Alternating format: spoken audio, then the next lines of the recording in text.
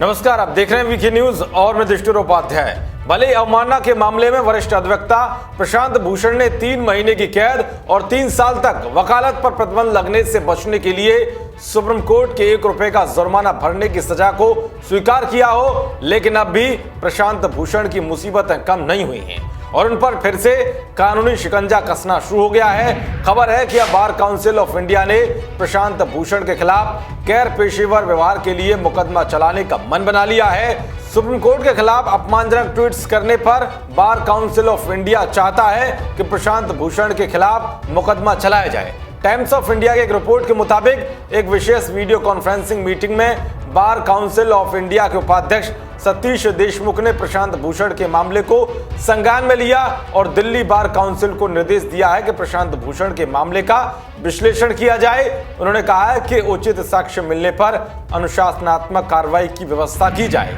जिस तरह से बार काउंसिल ऑफ इंडिया के उपाध्यक्ष ने दिल्ली बार काउंसिल को आदेश दिए हैं, उससे साफ है कि प्रशांत भूषण ने सुप्रीम कोर्ट के विरुद्ध वो अपमानजनक ट्वीट्स करके न केवल न्यायपालिका की प्रतिबद्धता पर आरोप लगाया था, बल्कि अधिवक्ताओं की प्रतिष्ठा पर भी एक गंभीर प्रश्न चिन्ह लगा दिया था।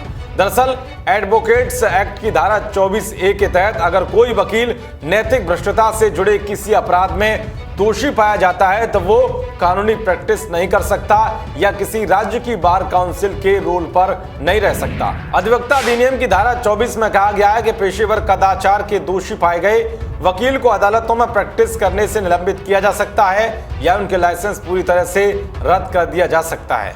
प्रशांत भूषण के बार लाइसेंस के निलंबन के फैसले में पैराग्राफ 89 की मिसाल रखी गई। पैराग्राफ 89 में यह कहा गया है कि एक आपराधिक मामले में दोषी ठहराए जाने के बाद बार काउंसिल ऑफ इंडिया अगर चाहे तो वो नामांकन को निलंबित कर सकती है।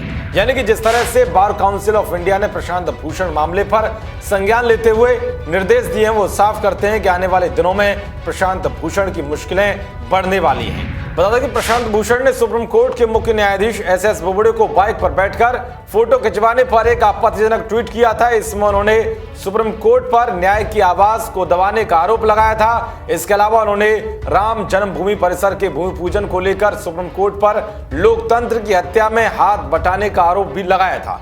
इस पर सुप्रीम कोर्ट ने प्रशांत के खिलाफ न्यायालय की अवमानना का मुकदमा चलाया, जिसमें प्रशांत भूषण को दोषी पाए जाने के बाद उन्हें 3 महीने की कारावास या 1 रुपए का जुर्माना भरने का विकल्प दिया, जिसके बाद प्रशांत भूषण 1 रुपए का जुर्माना चुकाकर पतली गली से खिसक लिए।